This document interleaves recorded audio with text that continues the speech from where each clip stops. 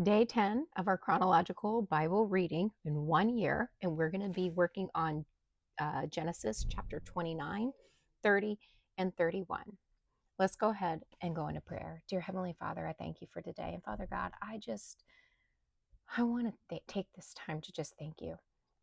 Thank you that I know you, that you chose me. Thank you that I can breathe on my own, that I don't need oxygen, that I can walk, that I can go to the bathroom on my own, that I can see. Even though I ask you to make it so that I can see sharper and clearer and not have to have glasses, I thank you that I can see. I thank you that I can talk. I thank you that I can hear, even though there's a ringing in my ear that has not stopped for going on 5 years almost now. I thank you that I can still hear things and that I can still smell certain scents. I thank you for the home, and I thank you that I live in the United States of America. I thank you that I have a husband who loves me, who chose to fight for our marriage. Thank you for my children, that they know you. Thank you for my parents, for my siblings. Thank you for the relationships and the people that you bring into my life. And God, thank you so much for the trials and the tribulations, for the testing of my faith, for putting me in positions where I feel very uncomfortable and where it's hard and where I scream and cry. And thank you for never leaving me or forsaking me. Thank you for teaching me what real joy is and what real contentment is. And I wouldn't know that without you or without the trials and tribulations that you place me in or that I place myself in at times. I thank you. In your Son, Jesus Christ's name, amen. Okay. Sometimes it's good to just pray to God and thank Him for everything that we have. And the more grateful you are and the more you thank Him for the little things, the more it changes you and the more you see the world as a more beautiful place and you're more grateful. Okay, so Genesis chapter 29. So Jacob went on his journey and came to the land of the people of the east. And he looked and saw a well in the field, and behold, there were 3 flocks of sheep lying by it. For out of that well they watered their flocks. A large stone was on the well's mouth. Now all the flocks would be gathered there, and they would roll the stone from the well's mouth, water the sheep, and put the stone back in its place on the well's mouth. Now remember what just happened. Jacob tricked Isaac into giving him the blessing. Esau was angry. So and Esau said, as soon as my dad Abraham or Isaac dies, I'm going to kill Jacob. So Rebecca tells Abraham, hey, let Jacob go into back home to marry someone from our line, like a cousin or somebody. So Jacob has now left in search for a wife, but also a way to protect himself from his brother. Verse 4. And Jacob said to them, my brethren, where are you from? And they said, we are from Haran. Then Jacob said to them, do you know Laban, the son of Nahor? And they said, we know him. So Jacob said to them, is he well? And they said, he is well. And look, his daughter Rachel is coming with the sheep. Then Jacob said, look, it is still high day. It is not time for the cattle to be gathered together. Water the sheep and go and feed them. But they said, we cannot until all the flock are gathered together, and they have rolled the stone from the well's mouth. Then we water the sheep. Now, while Jacob was still speaking with them, Rachel came with her father's sheep, for she was a shepherdess. And it came to pass when Jacob saw Rachel, the daughter of Laban, his mother's brother, and the sheep of Laban, his mother's brother, that Jacob went near and rolled the stone from the well's mouth and watered the flock of Laban, his mother's brother. Then Jacob kissed Rachel and lifted up his voice and wept. And Jacob told Rachel that he was her father's relative and that he was Rebekah's son. So she ran and told her father. Then it came to pass when Laban heard the report about his sister's son, that he ran to meet him and embraced him and kissed him and brought him to his house. So he told Laban all these things, and Laban said to him, "Surely you are my bone and my flesh." And he stayed with him for a month. We see here that when they kissed, that was their greeting. It wasn't like a kiss on the mouth or anything like that. That was a normal greeting. Then Laban said to Jacob, "Because you are my relative, should you therefore serve me nothing? Tell me, what should your wages be?" Now Laban had 2 daughters. The name of the elder was Leah, and the name of the younger was Rachel. Leah's eyes were delicate, but Rachel was beautiful of form and appearance. Now Jacob loved Rachel, so he said, "I will serve you 7 years for Rachel, your younger daughter." And Laban said, "It is better that I give her to you than that I should give her to another man. Stay with me." So Jacob served 7 years for Rachel, and they seemed only a few days to him because of the love he had for her. Then Jacob said to Laban, "Give me my wife, for my days are fulfilled, that I may go into her." And Laban gathered together all the men of the place and made a feast. Now it came to pass in the evening that he took Leah his daughter and brought her to Jacob, and he went in to her. And Laban gave his maid Zilpah to his daughter Leah as a maid. So it came to pass in the morning that, behold, it was Leah. And he said to Laban, "What is this you have done to me? Why was it not for Rachel that I served you? Why then have you deceived me?" And Laban said, "It must not be done so in our country to give the younger before the firstborn. Fulfill her week, and we will give you this one also for the service which you will serve with me still another 7 years." Then Jacob did so and fulfilled her week. Then he gave him his daughter Rachel as wife also. And Laban gave his maid Bilhah to his daughter Rachel as a maid. Then Jacob also went in to Rachel, and he also loved Rachel more than Leah, and he served with Laban still another. So here we see Jacob meets Laban, who is his mother's brother, so his uncle, and they end up, he falls in love with his daughter Rebecca, or with Rachel, and he says, "I love Rachel, I want to marry her." Laban says, "Okay, work 7 years." He works 7 years. Laban deceives and tricks, just like, if you notice, exactly what Jacob had done to his brother Esau. He tricked his father to get what he wanted. Laban tricked Jacob into working 7 years and then giving Leah to him. He consummated it. He had sex with her. And then he said, "You tricked me. You deceived me." Laban says, "Okay, well, I'll go ahead and give you Rachel, but you still have to work another 7 weeks. But before you take Rachel, you have to finish having a whole week with Leah." So he has a whole week with Leah. Leah stays his wife, his first wife, and then Rebecca comes in as a second wife. He gets Rebecca immediately, but he still has to work 7 more years to fulfill it. And both of the daughters ended up being given a maid who comes along with them. These maids are going to play a key part. This right here, what's happening, is how Israelites are going to be formed. Okay.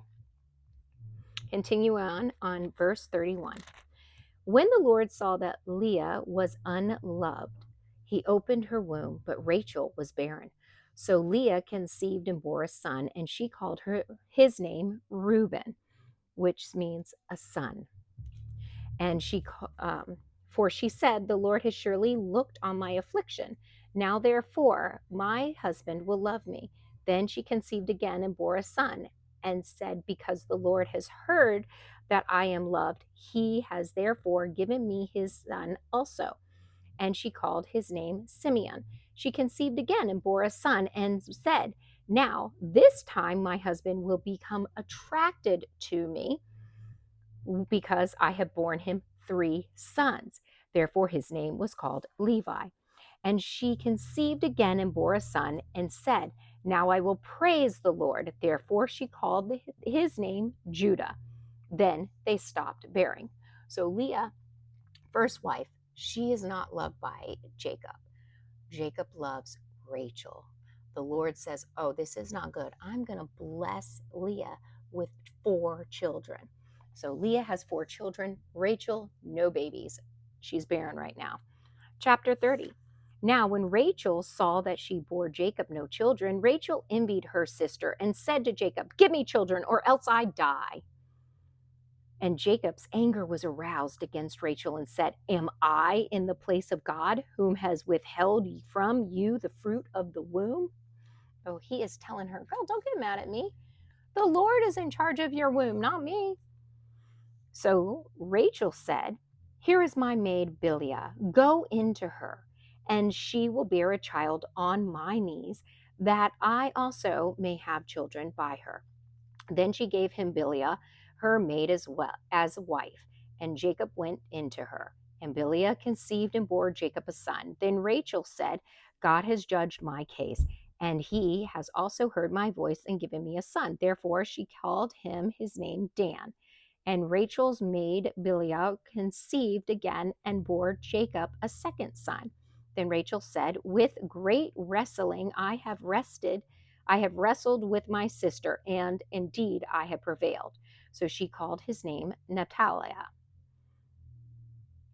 which is my wrestling. You see, Rachel here is all about having children. It's not enough that she gets all the love and attention from Jacob.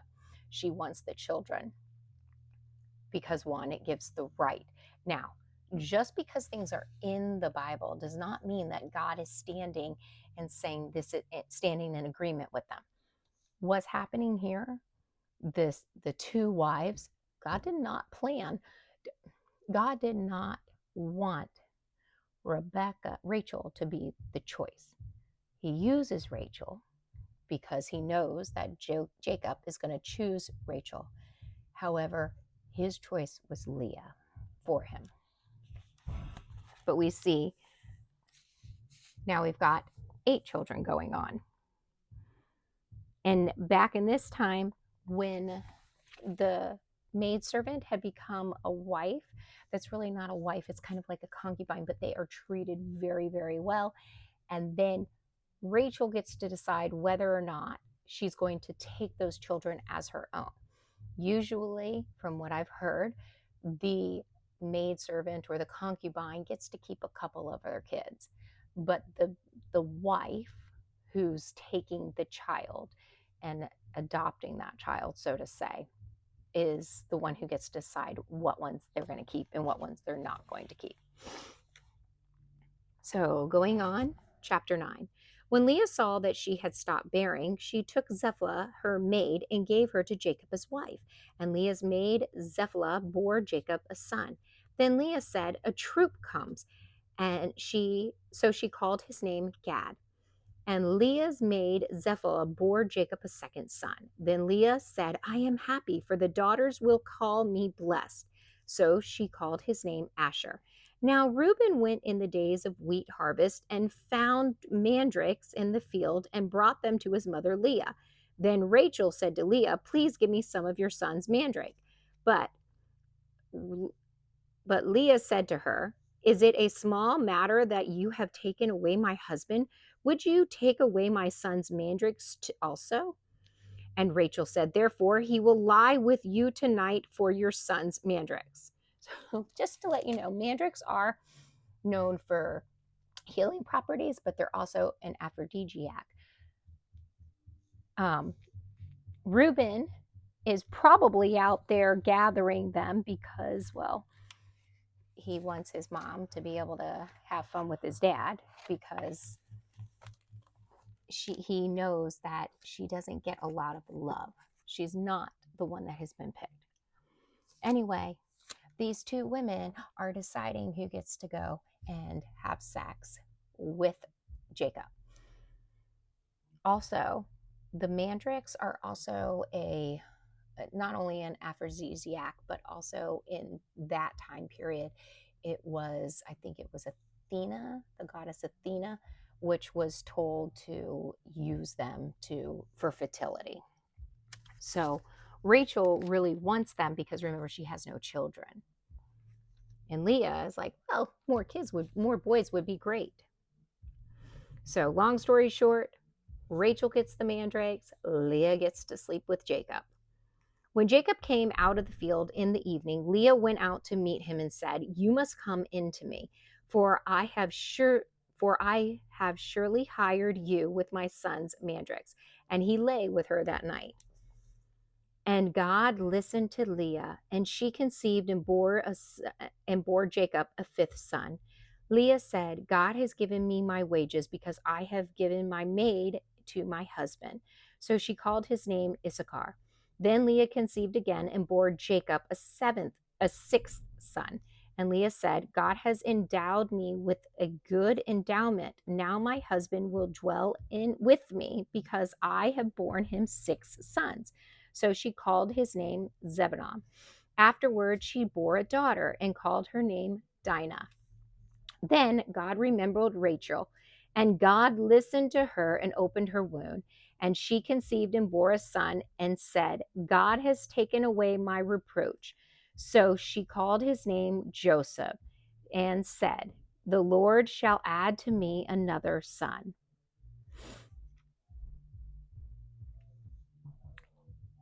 And it came to pass when Rachel had borne Joseph that Jacob said to Laban, Send me away that I may go to my own place and to my country. Give me my wives and my children for whom I have served you, and let me go, for you know my service which I have done for you."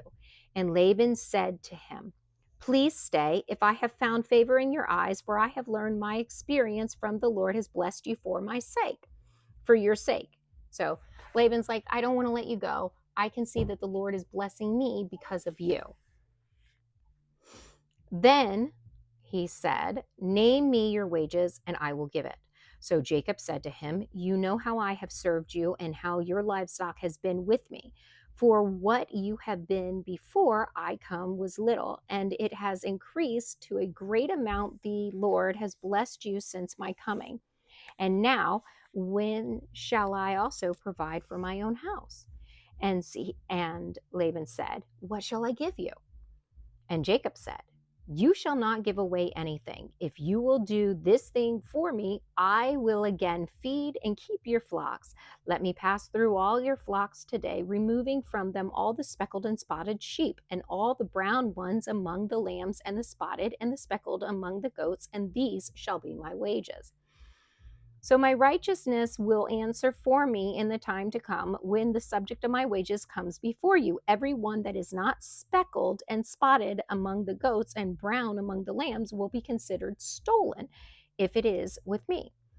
And Laban said, "Oh, that it were according to your word."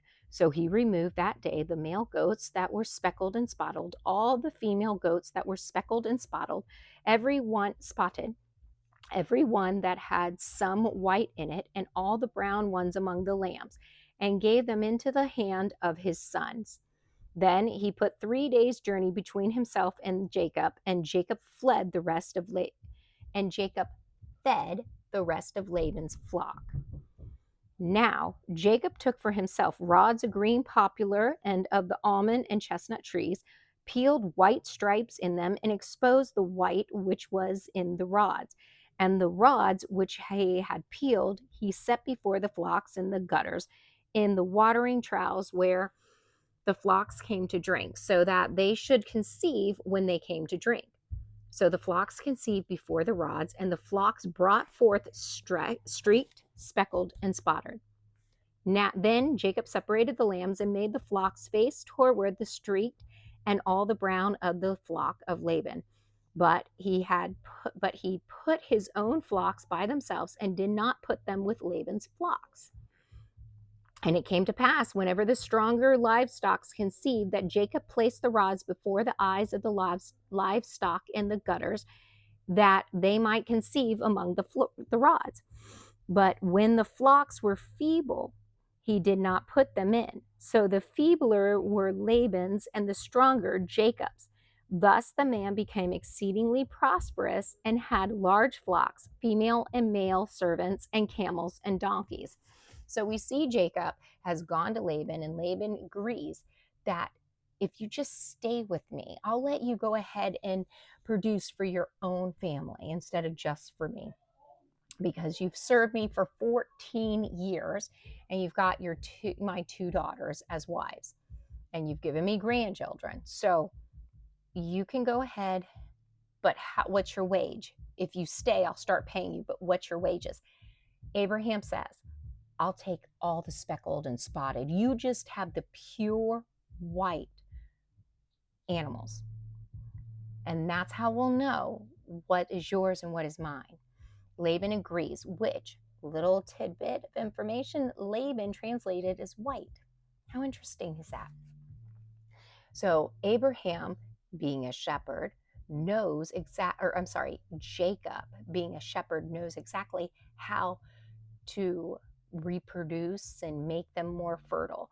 So he makes sure that his speckled, spotted, and striped animals become very fertile, and they reproduce way more than Laban's stock. So now Jacob has that much more. He has more than his father-in-law, Laban.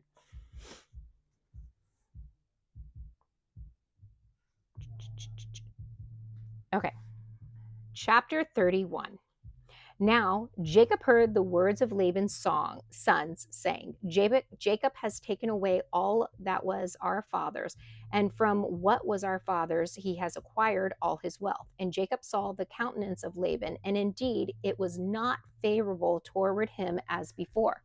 Then the Lord said to Jacob, return to the land of your fathers and to your family, and I will be with you.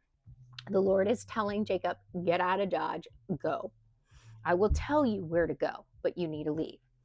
Verse 4. So Jacob sent and called Rachel and Leah to the field, to his flock, and said to them, I see your father's countenance, that it is not favorable toward me as before, but the Yahweh of my father has been with me.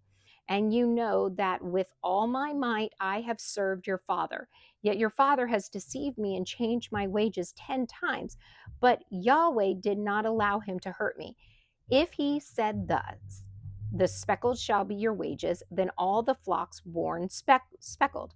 And if he said thus, the streak shall be your wages, then all the flocks were born streaked. So Yahweh has taken away the livestock of your father and given them to me.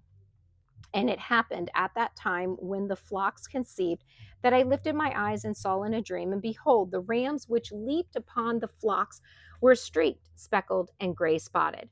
Then the angel of God spoke to me in a dream, saying, Jacob. And I said, here I am. And he said, lift your eyes now and see, all the rams which leap on the field are speckled, streaked, and gray spotted. For I have seen all that Laban is doing to you. I am the God of Bethel, where you anointed the pillar and where you made a vow to me. Now arise, get out of this land, and return to the land of your family. Then Rachel and Leah answered and said to him, is there still any portion of inheritance for us in our father's house? Are we not considered strangers by him? For he has sold us and also completely consumed our money. For all these riches which God has taken from our father are really ours and our children's. Now then, whatever Yahweh has said to you, do it. So Laban understands and knows that Yahweh is a God and that it is Jacob's God. But this is also a place where everybody believes that there's multiple gods, and you have, certain people have certain gods. So they recognize Yahweh, but Yahweh is not their God. The women, Rachel and Leah, are saying, our father has taken everything from us. He sold us. He doesn't care about us anymore. If your God has told you to go, then we will go with you. Then Jacob arose and set his sons and his wives on camels, and he carried away all his livestock and all his possessions which he had gained. He acquired livestock which he had gained in Paddan to go to his father Isaac in the land of Canaan. Now Laban has gone to shear his sheep, and Rachel has stolen the household idols that were her father's. And Jacob stole away, unknown to Laban the Syria, in that he did not tell him that he intended to flee. So he fled with all that he had. He arose and crossed the river and headed toward the mountains of Gilead. So Jacob knows that he needs to go back home to Isaac. So he gathers everybody. And while he's gathering everybody, he's getting the sheep, he's shearing the sheep. Rachel, his favorite and his beloved, go and she takes one of the idols, one of her father's gods, and hides it. Verse 22, and Laban was told on the third day that Jacob had fled. Then he took his brethren with him and pursued him for 7 days' journey, and he overtook him in the mountains of Gilead. But Yahweh had come to Laban the Syrian in a dream by night and said to him, be careful that you speak to Jacob neither good nor bad. So Laban overtook Jacob. Now Jacob had pitched his tent in the mountains, and Laban with his brethren pitched in the mountains of Gilead. And Laban said to Jacob, what have you done that you have stolen away unknown to me and carried away my daughters like captives taken with sword? Why did you flee away secretly and steal away from me and not tell me? For I might have sent you away with joy and songs, with timbrel and harp. And you did not allow me to kiss my sons and my daughters. Now you have done foolishly in so doing. It is in my power to do you harm, but the God of your father spoke to me last night, saying, be careful that you speak to Jacob neither good nor bad. And now you have surely gone because you greatly long for your father's house. But why did you steal my gods? Then Jacob answered and said to Laban, because I was afraid, for I said, perhaps you would take your daughters from me by force. With whomever you find your gods, do not let them live. In the presence of our brethren, identify what I have of yours and take it with you. For Jacob did not know that Rachel had stolen them. And Laban went into Jacob's tent, into Leah's, and into the two maids' tents, but he did not find them. Then he went out of Leah's tent and entered Rachel's tent. Now Rachel had taken the household idols, put them in the camel's saddle, and sat on them. And Laban searched all about the tent, but did not find them. And she said to her father, let it not displease my lord that I cannot rise before you, for the manner of the woman is with me. And he searched, but did not find the household idols. Then Jacob was angry and rebuked Laban, and Jacob answered and said to Laban, what is my trespass? What is my sin that you have so hotly pursued me? Although you have searched all my things, what part of your household things have you found? Set it here before my brethren and your brethren, that they may judge us both. Thus 20 years I have been with you. Your ewes and your female goats have not miscarried their young, and I have not eaten the rams of your flock. Hold on.